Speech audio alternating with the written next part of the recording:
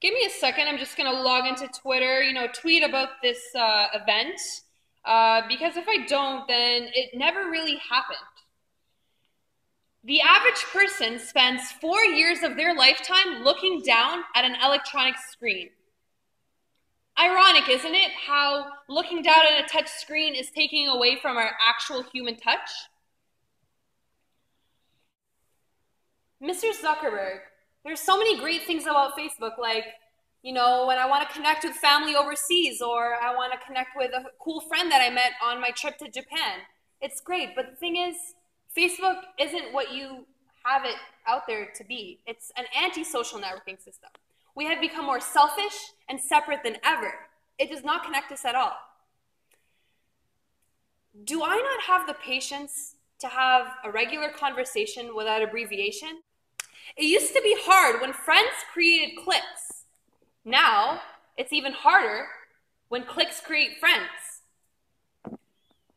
I'm not one to judge because I have Facebook more than I've faced books in my lifetime, and that is something I truly want to change. Facebook is always there. I can rely on it really easily.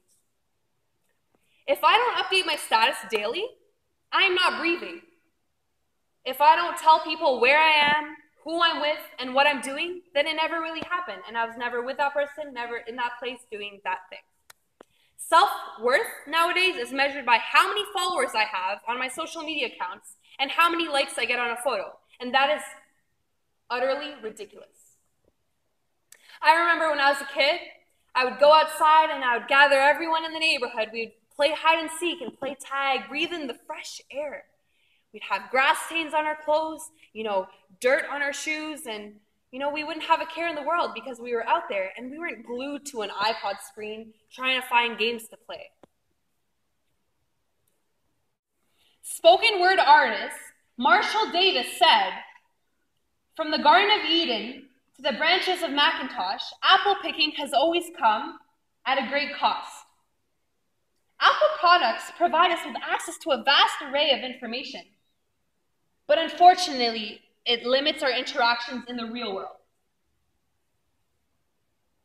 After Adam and Eve ate the apple, they were banned from the Garden of Eden. Will our overconsumption of Apple products and a long list of technological advices, will they lead us to a similar fate?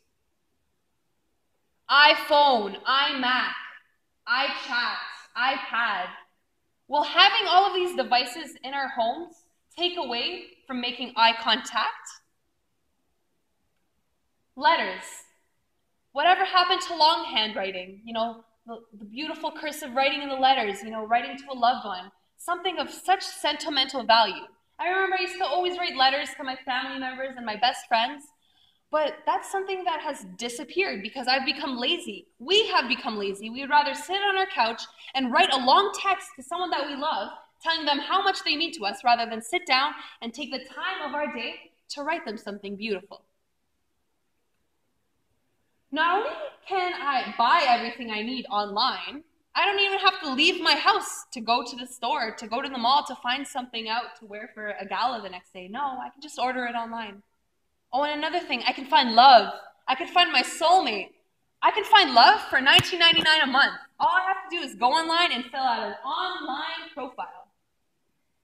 Researcher Yalda Yules, mother of 2 teenagers, she said that it's no wonder that this is happening to us because it's all around us. If I wanted to stop, I wouldn't be able to because it's all around me. Everyone's doing it. Everyone's on their phones. Addiction is the state of being enslaved to a habit or a practice. It's the compulsive psychological need for something, creating an abnormal dependency. We have all become addicted. We cannot go a day, we cannot, let alone an hour, without having our phones in our hands, or watching TV, or going online to check who is online. I watched a short film the other day called The Antisocial Network. And it was about a man. It followed a man on his journey and his addiction to his phone. He was at the club one night and he saw this beautiful woman, and he asked her for her Facebook name and her number, and she told him she doesn't have Facebook. And he was astonished. He was stood there for a good minute, and he was wondering how this person in their right mind could not have a Facebook account. You know, eventually they exchanged numbers, and they went on a date, and he had his phone out the entire time. He was taking pictures of the food. He was not even talking to her. He was even showing her what filter she should use to get more likes on Instagram and Facebook. That date ended, of course. This is what people have become.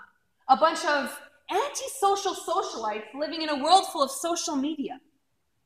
We have become lonely and dependent on technology. You decide.